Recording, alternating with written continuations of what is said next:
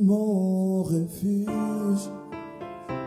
Jésus mon refuge,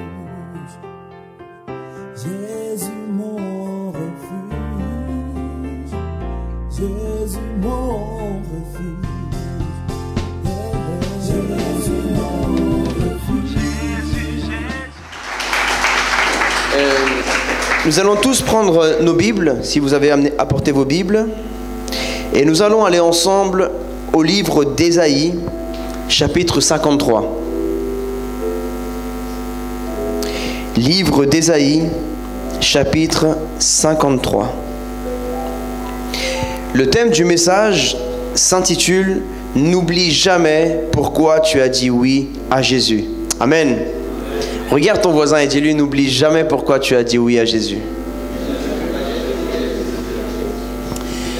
D'ailleurs, je profite pour vous parler du baptême, car samedi, il y aura des baptêmes, il y aura plusieurs personnes qui vont dire oui à Jésus, pas jusqu'à ce que la mort les sépare, pour l'éternité.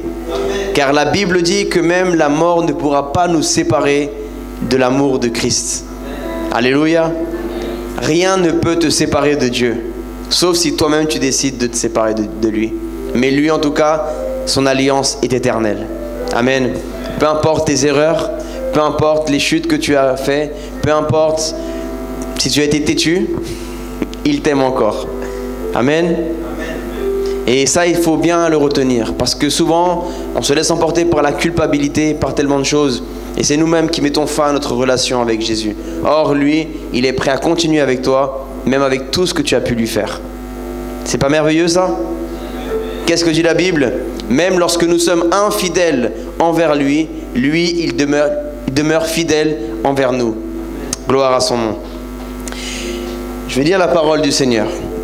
Livre d'Ésaïe, chapitre 53, à partir du verset 1.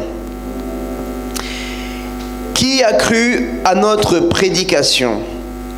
À qui le bras de l'Éternel a-t-il été révélé? Il a grandi devant lui comme une jeune plante, comme un rejeton qui sort d'une terre toute sèche. Il n'avait ni beauté ni splendeur propre à attirer nos regards, et son aspect n'avait rien pour nous plaire. Méprisé et délaissé par les hommes, homme de douleur, habitué à la souffrance. Il était pareil à celui face auquel on détourne la tête. Nous l'avons méprisé, nous n'avons fait aucun cas de lui. Pourtant, ce sont nos souffrances qu'il a portées. C'est de nos douleurs qu'il s'est chargé. Et nous l'avons considéré comme puni, frappé par Dieu et humilié. Mais lui, il était blessé à cause de nos transgressions, brisé à cause de nos fautes. La punition qui nous donne la paix est tombée sur lui. Et c'est par ses blessures que nous sommes guéris. Point. Avant d'aller plus loin, j'aimerais déjà développer ce que nous avons déjà lu dans ces quelques versets bibliques. Vous savez, dans le cheminement avec le Seigneur, dans la vie spirituelle, nous allons tous être amenés à vivre des combats spirituels, à vivre des déserts spirituels, des tempêtes, ce qu'on appelle des moments difficiles. Et il y a un passage qui m'interpelle dans ce moment qui dit « Méprisé et délaissé par les hommes, hommes de douleur habitués à la souffrance. » Et parfois nous nous plaignons de ce que nous vivons. Mais à chaque fois que tu veux te plaindre pour ce que tu es en train de vivre ou de subir dans ta vie, que ce soit dans ta vie physique, dans ta vie naturelle ou dans ta vie spirituelle, regarde à la croix et dis-toi, Jésus a vécu pire que moi. Qui ici a déjà été crucifié? Personne. Si tu serais crucifié, tu ne serais pas là, même spirituellement. Le but de suivre Dieu, déjà lui, quand tu es venu vers lui ou quand lui il est venu vers toi, il a été cash, il a été réel avec nous. Il a dit, celui qui veut me suivre, qu'il renonce à lui-même, qu'il porte sa croix et qu'il me suive, qu'il renonce à lui tous les jours de sa vie. Jésus, il n'est pas arrivé comme ceux peut-être qui vendent des assurances et qui disent non, t'inquiète, c'est contre tout et tout. Et en fait, le jour que tu as besoin de l'assurance, elle ne te couvre pas. Lui, il t'a dit clairement, il t'a pas dit oui, si tu me suis, tu auras tout ce que tu veux. Non, il a été clair, il a dit tu seras persécuté à cause de mon nom. Tu seras humilié, tu devras pardonner, tu devras oublier certaines choses qu'on t'a faites. Tu devras redoubler d'efforts, tu devras aimer ceux qui te détestent. Tu devras pardonner tes ennemis. Tu devras faire plus d'efforts que les autres. Mais la récompense que j'ai pour toi, dit le Seigneur, c'est la vie éternelle dans le ciel. C'est l'espérance de l'éternité. Alléluia. Alors, beaucoup de fois, nous, les chrétiens, nous pensons que on ne pourra plus, qu'on ne peut plus aller plus loin. Tout à l'heure, je parlais du fait que lorsqu'on tombe parfois dans la vie spirituelle, dans le chemin du Seigneur, on se culpabilise nous-mêmes et nous-mêmes, on se donne notre propre condamnation. Nous-mêmes, on décide nos propres sentences. Et on dit, non, ma sentence, c'est que je ne peux plus aller à l'église. Ma sentence, c'est que je ne peux plus prier. Ma sentence, c'est que je dois subir ça, comme si ce que Jésus avait fait à la croix n'était pas suffisant. Quand tu t'infliges toi-même des choses, tu es en train de dire ce que Jésus a fait à la croix, ça n'est pas assez, je dois en faire plus. Jésus a déjà été jugé et condamné, puni pour ce que tu as fait. Waouh!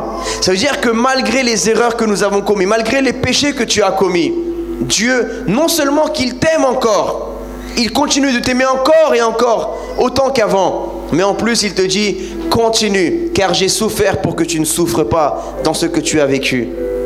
Vous savez, parfois la souffrance, elle n'est pas que physique. Parfois on souffre en tant qu'homme ou en tant que femme à cause, non pas seulement à cause des choses qu'on nous a fait, mais à cause des erreurs qu'on a fait nous-mêmes, des mauvaises décisions, et ça nous accompagne toute notre vie. Parfois on y pense et dit, waouh, si j'aurais pas fait ça, j'en serais pas là aujourd'hui. C'est vrai ou ça n'arrive qu'à moi? Ça n'arrive qu'à moi, vous êtes trop spirituel vous. Vous avez jamais rien vécu de dur. Vous planez, vous. Vous devez être habitué, comme on doit être comme le Seigneur Jésus. On doit être habitué à la souffrance. Parce que dans ce monde, on est venu pour souffrir. C'est notre désert. Nous avons été délivrés de l'Égypte spirituellement. Et j'aimerais parler un peu pour ceux qui n'étaient pas là samedi, de la prédication du pasteur Carlos. Qu'est-ce que Dieu nous a parlé samedi? Et il nous a dit que souvent, lorsque nous quittons Égypte, là où nous étions esclaves, là où nous étions torturés, là où nous souffrions, là où nous étions morts spirituellement, sans aucun avenir, condamnés à l'enfer, nous regardons encore. Alors que Dieu nous a délivrés et nous emmène vers la terre promise. Mais le seul moment qui est difficile, c'est le désert, c'est le temps de transition, le temps du désert du Sinaï. Et là, ce que nous vivons sur la terre, spirituellement, c'est comme le désert du Sinaï. Oui, les Juifs ont souffert des coups de soleil, la nuit, le froid. Et des fois, imagine-toi une famille qui n'a jamais vécu peut-être de partir en vacances ou de pouvoir vivre des moments ensemble.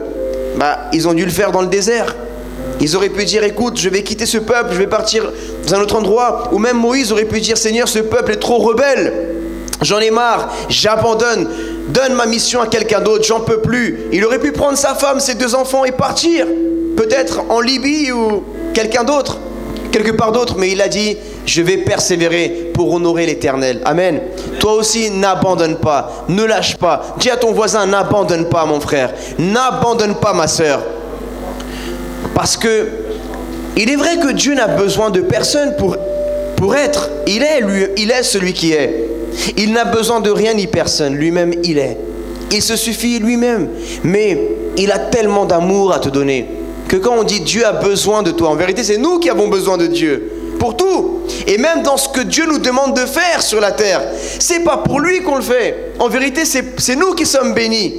Quand tu fais du bien aux autres, non seulement tu as une sensation au fond de toi que tu sers à quelque chose, mais en plus tu recevras une récompense dans le ciel. Et ça tu ne dois pas l'oublier, parce que Dieu est juste. Et Dieu voit toutes les fois où tu aurais pu commettre des erreurs, mais tu ne l'as pas fait par amour à lui. Dieu voit toutes les fois où tu as fait des choses, tu as semé dans les pauvres, dans les SDF, tu es parti voir des prisonniers pour leur donner l'espoir, tu es parti dans les hôpitaux pour prier pour des malades, pour soutenir des familles. Quand tu es parti dans des maisons de retraite pour aider des personnes âgées qui étaient seules, abandonnées, isolées. Et tout ça, non seulement toi tu es béni parce que tu sens la joie du Saint-Esprit en toi. Tu plais à Dieu, ton niveau d'adoration, ton onction augmente, mais aussi ta récompense est grande dans le ciel. Alléluia.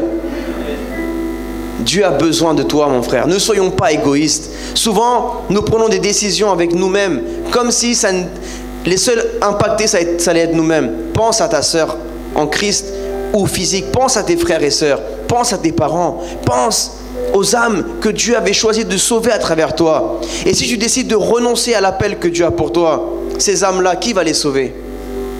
La Bible dit que ceux qui étaient prédestinés, nul ne vient au Fils si le Père ne l'amène vers lui.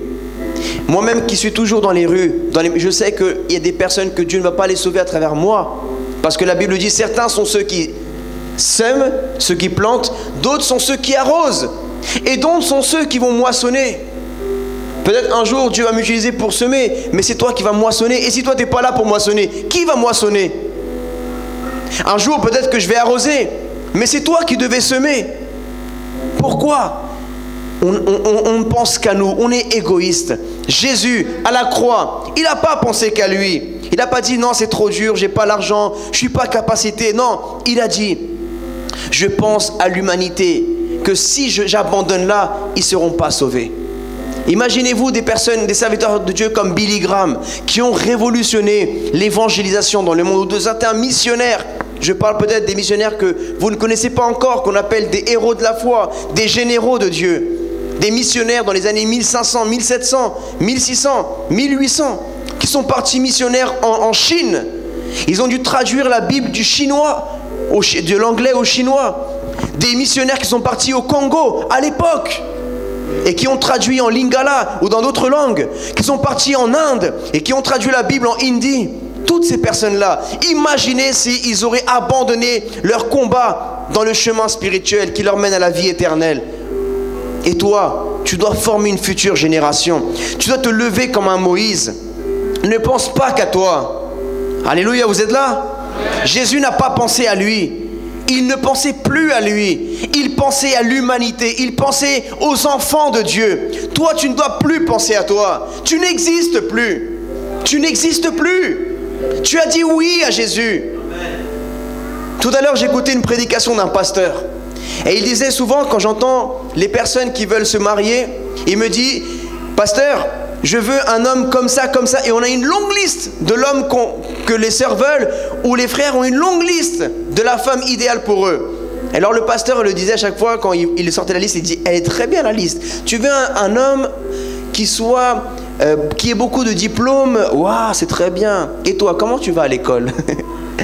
Elle disait, toi, tu viens de redoubler. Tu demandes des choses que toi-même. Si tu veux être exigeant dans tes demandes, sois exigeant envers toi-même aussi. Amen. Comment tu demandes que ton mari ou que ta femme soit tout ce que tu rêves de faire, mais toi tu ne donnes pas du tout ce que Dieu attend de toi? Vous savez, nous les chrétiens, on est tellement bons pour demander, mais pour donner, on est tellement dur. C'est vrai. Donne tout, dans tout ce que tu peux penser. Le temps, donne ton service, donne l'argent au Seigneur, sème dans le ministère, investis dans des prospectus, investis dans des évangiles, investis dans du matériel d'évangélisation. À l'église, on a besoin d'un haut-parleur pour aller évangéliser, on a besoin des prospectus, des bibles, des évangiles. Tu veux servir, tu peux semer des bibles, tu peux semer des prospectus, tu peux semer des mégaphones. Pourquoi? Pourquoi tout le temps on va chanter que dans les quatre murs? Pourquoi on ne va pas dans les rues? Et le talent qu'on a ici, qu'on adore le Seigneur, on ne va pas faire des cultes à ciel ouvert à Stalingrad tous les samedis? Pourquoi nos dons prophétiques, on les utilise que à l'église, dans les quatre murs? Et quand on sort, c'est comme si on perd nos pouvoirs. Quand on évangélise, on est tellement bon pour dire oui, amen, alléluia, on sort d'ici, on dirait des agents secrets que personne ne peut détecter là-bas, en dehors des quatre murs. C'est comme si personne ne devait savoir que tu es chrétien. As-tu honte de Jésus? N'ayons pas honte de Jésus. Est-ce que Jésus a eu honte de nous à la croix? Dans le chemin qui le menait à Golgotha. Il est passé par, j'imagine, le cheminement de Seigneur, il souffrait. Il connaissait bien Jérusalem. Il aurait pu prendre une petite impasse, lâcher la croix et passer, se faire changer par quelqu'un. Il aurait pu. Alors qu'il voyait, il aurait pu préparer quelque chose pour fuir. Non, il a été courageux, il a été vaillant, il n'a pas été lâche, il a persévéré jusqu'à la fin. Ça fait mal ce mot, hein? Lâche. Il n'a pas lâché. Et nous, dans la vie aussi, nous ne devons pas être des lâches. Nous ne devons rien lâcher. Nous devons persévérer et assumer. Oui, se repentir, reconnaître son péché devant le Seigneur et persévérer. Amen. Amen. Le Seigneur Jésus était habitué à être méprisé. Et toi, on t'a méprisé une fois, on t'a insulté une fois et tu dis « Oh, j'ai vu une affliction, je suis persécuté à en mourir. » Pense à Job. Tous ses enfants sont morts. Il avait de l'argent, tout son argent est parti en fumée. À l'époque, l'argent c'était les animaux, les vaches, les moutons. Du jour au lendemain, on lui a tout volé. Et toi que tu vis un petit désert, tu te plains, on se plaint. Ne te plains pas, tu as la vie éternelle. Tu as les récompenses qui sont dans le ciel. Il y a des anges que Dieu est en train de faire travailler pour ta demeure dans le ciel. Job a souffert pour de vrai. Joseph, il a été condamné à 2 ans de prison alors qu'il n'avait rien fait. Il avait été accusé de tentative de viol alors qu'il n'avait rien fait du tout. Tu as souffert comme Joseph. Joseph a été vendu par ses frères. Il a jeté ses propres frères de sang qu'il aimait. Imagine ce qu'il a vécu dans cette fosse. Tout seul, le froid. Et après, on l'a vendu. Il criait, mes frères. Et à l'époque, il n'y avait pas les SMS, il n'y avait pas Facebook, il n'y avait pas Instagram. Je peux retrouver ma famille. Jamais il l'a retrouvé. Il n'a jamais pu retrouver sa famille. Il avait cette souffrance dans son cœur, que son père allait mourir et qu'il n'allait jamais pouvoir lui dire au revoir. Non pas à cause de quelque chose qu'il avait fait lui-même, mais à cause de quelque chose que ses frères lui ont fait. Et ça l'a déchiré son cœur. Et il arrive en Égypte. Et il commence à servir et à dire, je vais refaire ma vie ici, vu que tu es esclave, je ne peux rien faire d'autre, je vais essayer de tout donner pour Dieu. Je vais honorer mon Créateur, je vais être un bon témoignage.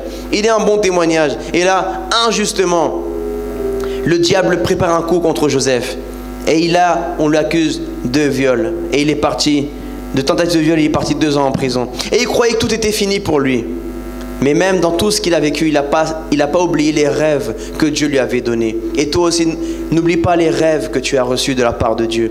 N'oublie pas les promesses que tu as reçues. Malgré la prison spirituelle que tu vis, malgré les chaînes qui te tiennent esclave au péché, continue de persévérer pour être dans la sanctification, dans la repentance. Alléluia. Pour être libéré par le Saint-Esprit.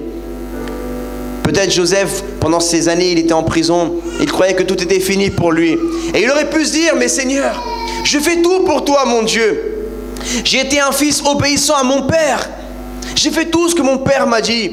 J'étais soumis à mon père. Je t'ai honoré, mon Dieu.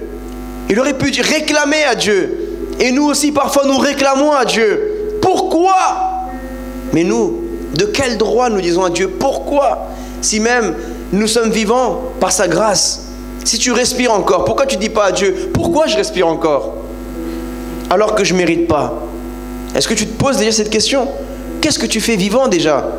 On devrait tous déjà être morts en enfer. On ne mérite pas le souffle de Dieu. On ne mérite pas les bénédictions d'avoir une belle famille, des beaux enfants. Aujourd'hui, il y a beaucoup de bébés. C'est merveilleux. Est-ce qu'on mérite ces bébés merveilleux? On ne mérite pas. Moi-même, j'ai une petite fille. Je vois petite fille, petit garçon. J'ai des enfants. Et quand je les regarde, je dis, Seigneur, merci, je ne les mérite pas. Je ne suis pas digne d'être leur père. Je ne suis pas digne. Mais toi, Seigneur, tu nous donnes ce cadeau merveilleux. Alléluia. Regardez tout ce que vous avez, au lieu de regarder tout ce que vous avez perdu. Oui, peut-être que tu as perdu des amis, tu as perdu de l'argent, tu as perdu des personnes. Mais regarde tout ce que tu as. Et regarde par la foi tout ce que Dieu va te donner aussi. Amen. Regarde par la foi la terre promise. Oui, dans le désert, Israël, le peuple d'Israël. 40 ans. 40 ans. Déjà, je vous laisse 40 jours dans un désert. Je reviens, vous vous êtes arraché les cheveux, vous n'en pourrez plus. Imaginez 4 ans, 10 ans, 20 ans, 30 ans, 40 ans. Et ils sont morts dans le désert. Et vous et nous, on se plaint. Nous, on ne mourra pas dans ce désert. Amen. Amen. Notre corps va mourir dans le désert, mais notre âme va vivre pour l'éternité. Et il va arriver à la terre promise. Vous savez, c'est qui sont morts dans le désert? C'est ceux qui avaient toujours leur mentalité esclave, qui étaient dans le désert physiquement, mais spirituellement, ils étaient encore en Égypte. Et vous savez, c'est qui ça? c'est les personnes qui rejettent le Seigneur Jésus, qui ne se repentent pas. Ou bien les chrétiens qui ne sont pas nés de nouveau, mais qui viennent à l'église, mais qui ne sont pas sauvés, parce qu'ils ne sont pas nés de nouveau. Leur esprit, leur pensée, encore en Égypte. Musique du monde, boîte de nuit toujours, des péchés que personne ne sait, mais que eux ils savent, et ils ne veulent pas se repentir. Et il faut prendre une décision, mon frère, ma soeur. Ne meurs pas dans le désert. Ne meurs pas dans le désert. Va à la terre promise, persévère. Alléluia. Pourtant, nous étions tous comme des brebis égarées. Verset 6. Chacun suivait sa propre voie, et l'Éternel a fait retomber sur lui nos fautes à tous. Les fautes que nous devions payer en enfer, l'humanité entière. Jésus a payé pour nous. Est-ce que toi tu es prêt même à subir par amour à quelqu'un? Quelqu'un qui te persécute, quelqu'un qui te fait du mal, mais par amour à cette personne, pour qu'il soit sauvé. Tu subis et tu ne lui rends pas œil pour œil, dent pour dent, mais que tu lui donnes ton autre joue et que tu espères en l'Éternel. Il a été maltraité. Tu as déjà été maltraité? Jésus l'a déjà été. Il s'est humilié. Est-ce que tu t'es déjà humilié? Parce que Jésus l'a déjà fait avant toi. Il n'a pas ouvert la bouche. Est-ce que toi tu t'es déjà fait attaquer, que ce soit physiquement ou spirituellement, et tu n'as pas ouvert la bouche? Nous, nous ouvrons directement notre bouche et nous répondons au quart de tour. Et vous savez, parfois, nous sommes même hypocrites les chrétiens. Parce que nous disons, quand c'est des choses dans l'évangélisation, des inconnus qui nous persécutent, parfois on arrive à avoir plus d'amour envers un inconnu et à manifester un meilleur témoignage. Mais quand c'est notre femme, quand c'est le mari, quand c'est ta maman, ton papa qui te parle mal, là tu réponds, tu sors tes griffes, alors que c'est ta mère qui t'a parlé, alors que c'est ton papa, alors que c'est la femme, ton épouse, la femme que tu aimes, alors que c'est ton mari, ou même je parle de ta fiancée ou ton fiancé, ou même un frère ou une sœur de sang. Alors, comment dis-tu que tu as un bon témoignage et que tu es persécuté, soi-disant, à cause du Christ, avec les gens de l'extérieur quand tu évangélises ou même dans le travail? Mais quand c'est les gens de chez toi, ta propre épouse, ton propre époux, tes enfants, et là tu veux taper, tu veux crier, tu veux avoir de la rancune, non je me laisserai pas faire, je ne vais plus lui parler, plus si. Mais quand c'est des gens de la rue, là on dit oh je te bénis mon frère. Est-ce que quand ta femme elle te crie, tu dis je te bénis ma femme? Non. Quand ton mari il est fâché, est-ce que tu dis je te bénis mon époux? Non. Tu réponds toi aussi, ah je me laisse pas faire, je me laisserai pas faire. Est-ce que Jésus s'est laissé faire ou il s'est pas laissé faire? Oui, je sais. On ne peut pas toujours se laisser faire dans le côté on va donner le bâton pour qu'on nous tape. Mais on doit manifester l'humilité. Alléluia. Tu voulais que je te prêche sur le power of God, la puissance, le feu. C'est ça le feu. Comment tu veux contenir le feu de Dieu, l'onction, si tu n'as pas le caractère du Christ? Comment tu veux? Ça, même si Dieu te donne son feu et son onction, ça va te servir à quoi? Tu vas le bousiller. Tu vas pas le valoriser. Parce que tout ce que Dieu va te donner dans un plateau, son onction si merveilleuse, sa puissance, son feu, avec ton caractère, tu vas bousiller le témoignage du Christ. Mais si tu as un caractère, le caractère de Jésus-Christ, et que Dieu te donne son onction et sa puissance, là tu vas faire des ravages dans les ténèbres. Amen. Jésus, n'oublie jamais pourquoi tu as dit oui à Jésus, même dans les moments difficiles. Pareil à un agneau qu'on mène à l'abattoir, à une brebis muette devant ceux qui l'attendent. Il n'a pas ouvert la bouche. Il a été enlevé, verset 8, sous la contrainte et sous le jugement. Et dans sa génération, qui s'est inquiété de son sort? Et toi tu dis, ce que je vis, ça n'intéresse personne. Personne ne s'intéresse à moi. Personne ne m'appelle pour savoir comment je vais. Personne ne m'appelle, personne. Et Jésus, il n'a pas vécu ça avant toi? Hein? Jésus, qui s'est inquiété pour lui? Ses propres disciples l'ont abandonné. Ses amis les plus chers, sa famille l'ont abandonné. À la croix, il était seul. Et tu sais pourquoi Dieu parfois permet que tu vives tes déserts seul? Parce que tu dois aller seul en haut de la montagne comme Moïse. il est parti récupérer les 10 commandements seul. Et il y a des choses dans la vie que tu dois vivre seul avec Dieu. Et ça va lier votre relation spirituelle. Ça va t'emmener à un autre niveau. Amen. Tu vas vivre des moments que tu n'oublieras jamais. Tu dis, waouh, ça je l'ai vécu seul avec le Seigneur. Et ça va te fortifier et te rendre plus forte et te rendre plus fort. Mais si tu es habitué à chaque fois que tu as une bataille, ah, venez m'aider, venez m'aider. Tu ne pourras pas être fort. Tu vas toujours compter sur les autres. Et le jour qu'il n'y aura personne, tu feras quoi? Alors que si tu es habitué à compter que sur Dieu, tu vas voir que tu vas être fort. Parce que ta force ne viendra pas des hommes ni des femmes, mais de ton intimité avec l'Éternel. Amen.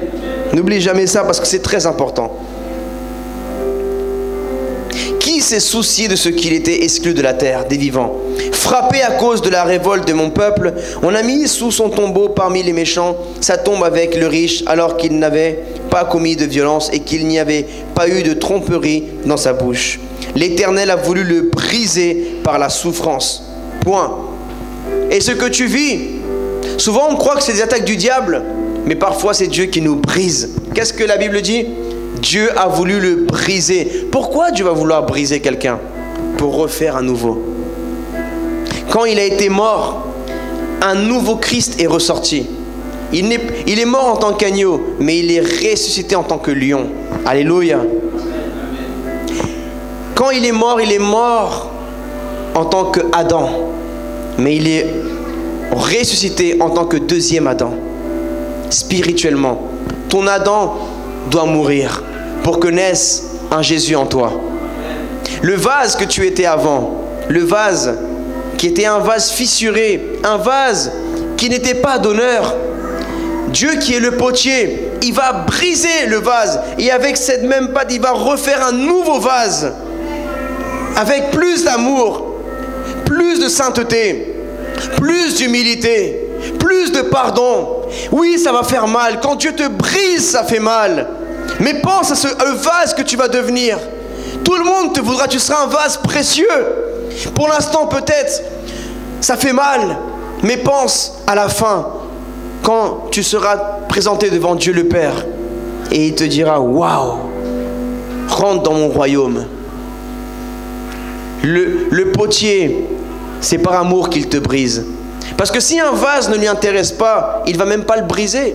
Il ne va rien faire avec, il va le laisser de côté et il va prendre un autre vase. Si tu ne te laisses pas briser, il va dire ok. Donc je te laisse comme tu es, mort dans tes péchés, avec tous tes défauts. Je te laisse et je vais briser quelqu'un d'autre qui se laissera briser. Et je ferai de lui un vase d'honneur. Parce que tant que tu n'es pas un vase d'honneur, tu es un vase de déshonneur. Et tu n'es pas en train d'honorer Dieu avec ta vie. Parce que tu es encore un vase de déshonneur, parce que tu ne permets pas, tu ne donnes pas l'autorisation à Dieu qu'il te brise. J'entends plus de amen. Vous voulez que je vous parle que de l'argent, du mariage, de la power? Vous voulez que ça? Mais l'onction. Qui a la plus grande onction, frères et sœurs? Qui? Jésus. Est-ce que quelqu'un a plus d'onction que Jésus? Qui a la plus grande gloire de Dieu dans sa vie? Jésus. Qui est plus proche du Père parmi tous les serviteurs de Dieu? Son Fils, il est à sa droite. Mais qui a souffert plus que Jésus? Personne.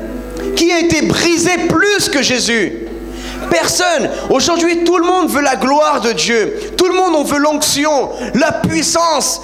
Tout le monde, on veut le power. On veut le feu, le Saint-Esprit. Qui est le seul qui a eu la plénitude du Saint-Esprit? Jésus. Mais si tu veux avoir la gloire de l'Éternel, il faut que tu acceptes d'aller à la croix, d'être brisé, de mourir spirituellement, à un tel point que tu n'existeras plus. Et quand tu n'existeras plus, quand il ne restera plus rien de ton ancien vase, là le Seigneur, il va faire de toi une nouvelle femme, un nouvel homme. Et c'est ce qu'on appelle la nouvelle naissance. Amen. Tu veux être dans le ministère. Tu veux être un homme de Dieu, une femme de Dieu. Tu veux être un serviteur de Dieu. Tu veux impacter le monde. Tu veux remplir des salles, faire des guérisons, délivrer des malades, délivrer des possédés, les délivrer, les aider. Tu veux être missionnaire interplanétaire, évangéliste intergalactique. Tu veux prêcher dans toutes les églises, remplir des stades. Tu veux être comme l'apôtre Paul. Même l'apôtre Paul, il a accepté d'être brisé.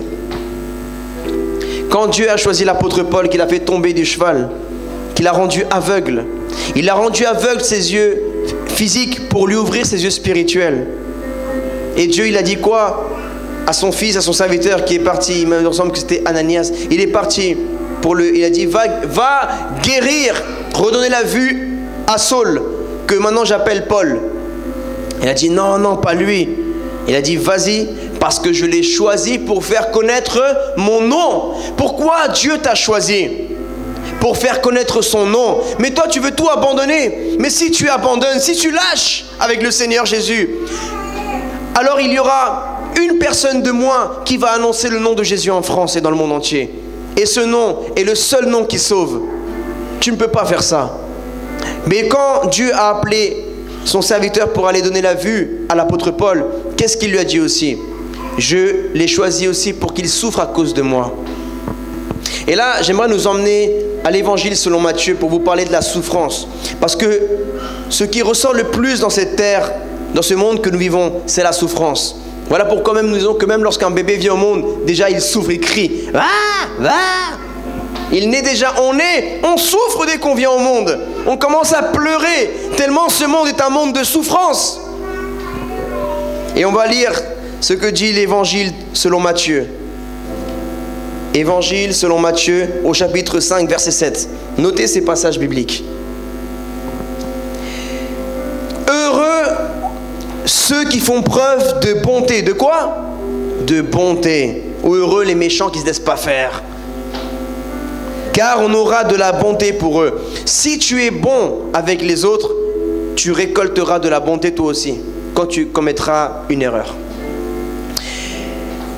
Heureux ceux qui ont le cœur pur, car ils verront Dieu. Si tu ne préserves pas ce qui rentre dans ton cœur, à travers la musique mondaine, à travers la musique que tu écoutes, à travers les choses bizarres que tu regardes sur Internet, ton cœur est rempli de ça. Donc tu ne verras pas Dieu. C'est pas moi qui le dis, c'est la Bible. Si tu n'as pas un cœur pur, comment avoir un cœur pur? En cherchant à avoir le cœur de Jésus, parce que c'est le seul cœur qui est pur, c'est celui de Jésus. Et comment tu vas avoir un cœur pur?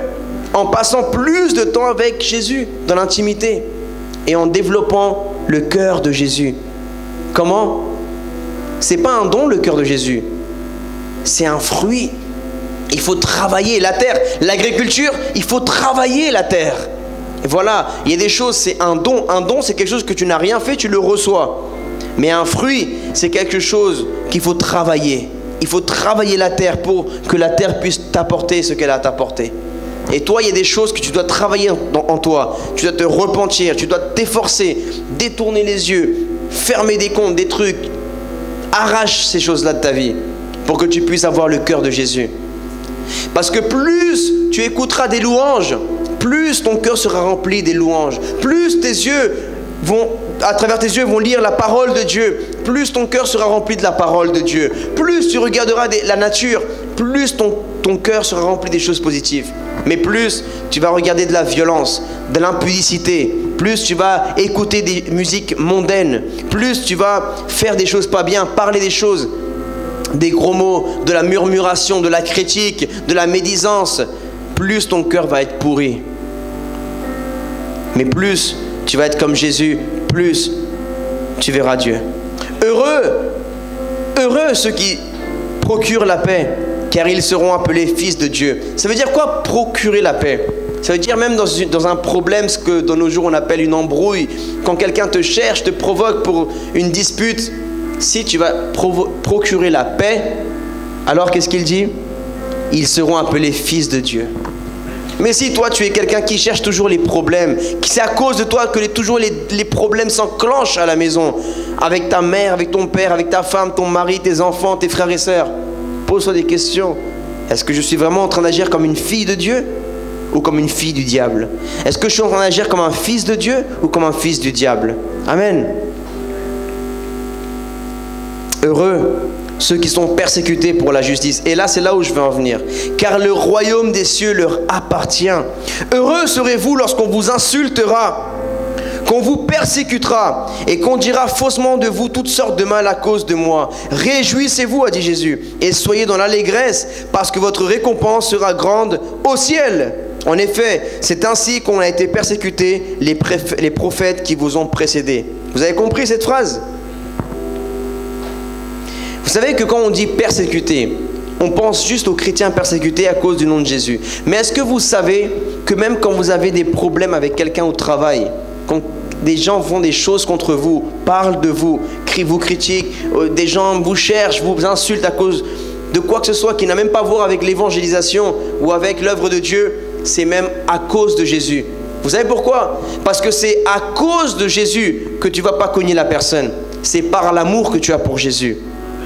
Tu as comme une chaîne qui t'empêche de violenter quelqu'un, même s'il t'a fait la pire chose.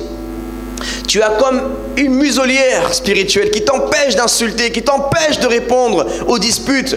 C'est par amour à Jésus. Donc c'est à cause de Jésus que les gens, peut-être, ils vont t'insulter, faire ci, et tu ne vas pas répondre. C'est à cause de Jésus que tu le fais. Amen. C'est à cause de Jésus. Et ça, tu recevras ta récompense dans le ciel. C'est ça qui plaît à Dieu, frères et sœurs. Pourquoi on est là à l'église? Parce qu'on veut plaire à Dieu. Mais plaire à Dieu, c'est pas que venir à l'église. Plaire à Dieu, c'est pas que prier 30 minutes. Plaire à Dieu, c'est pas que chanter Alléluia. Plaire à Dieu, c'est pas que lire la Bible. Plaire à Dieu, c'est dans ton comportement. C'est dans ta façon de parler, dans ta façon de réagir face à une circonstance. Moi, je te dis la vérité. Si dans ton foyer, tu réussis à ne pas répondre mal à ta femme, à ton mari, à ta mère, à ton père, à tes enfants, et tu t'en sors bien, même si elle t'insulte, il se passe quelque chose, tu vas dans la chambre. Là, c'est pire, c'est devant Dieu, tu lui as fait encore plus plaisir, c'est une plus grande adoration même parfois qu'une croisade entière que tu aurais pu faire. Parce que ce que Dieu regarde, c'est ton cœur. Amen. Et même si tu n'as pas réussi à le faire dans le passé, ne te sens pas mal, parce que tu dois toujours regarder vers l'avant. Amen. Ne regarde pas la personne que tu étais ce matin ou hier. Parce que la Bible dit, les choses anciennes sont passées et voici toutes choses sont devenues nouvelles. Mais nouvelles, ça veut même dire là, après le culte, tu peux être un nouvel homme. Tout à l'heure, là, tout de suite, à la fin du culte, tu peux sortir de ces quatre murs en étant une nouvelle femme, remplie, régénérée par la parole de Dieu, renouvelée par l'Esprit de Dieu. C'est toi qui prends la décision aujourd'hui. Si tu veux accepter d'être une brebis ou tu veux être un bouc et ne pas te laisser faire. Mais en tout cas, Jésus, à la fin des temps, dans Matthieu chapitre 25, il a dit qu'il séparera les boucs et les brebis. Et les brebis vont aller avec lui dans le ciel. Mais les boucs qui ont voulu être rebelles, ne pas se laisser faire, ils vont aller en enfer. Amen. Je vais vous inviter à vous lever, s'il vous plaît, mes frères et sœurs. Il y a une grande récompense qui nous attend dans le ciel. Je vais appeler le groupe de louanges. Le groupe de louanges, s'il vous plaît. Et si on peut, mon frère Dylan, si tu peux juste descendre un petit peu la lumière. J'aimerais que tout le monde puisse se connecter en quelques minutes. J'espère que cette prédication t'a édifié. La Bible dit dans la lettre aux Romains, au chapitre 10, verset 9, que si tu reconnais publiquement que Jésus est le Seigneur et que Dieu l'a ressuscité d'entre les morts, alors tu seras sauvé. Je t'invite à faire cette prière avec moi afin de recevoir la vie éternelle. Là où tu es, tu peux fermer tes yeux et dire « Seigneur Jésus-Christ, je t'ouvre mon cœur. Je reconnais mon péché devant toi. Je te remercie d'avoir porté, Seigneur, toutes mes fautes à la croix et de m'avoir offert la vie éternelle. Je crois que tu es le Fils de Dieu, que tu es mon Seigneur et mon Sauveur. Je reçois ton Saint-Esprit aujourd'hui. Je pardonne toutes les personnes qui m'ont fait du mal dans ma vie, Seigneur. Et j'accepte ton amour au nom de Jésus. Amen. Je peux également venir le lundi et jeudi à 19h à notre église Jésus mon refuge, ou bien les cultes au samedi à 18h. À Paris, 76 rue Pierre Soulier, 75 020 métro Porte des Lilas. Que Dieu te bénisse.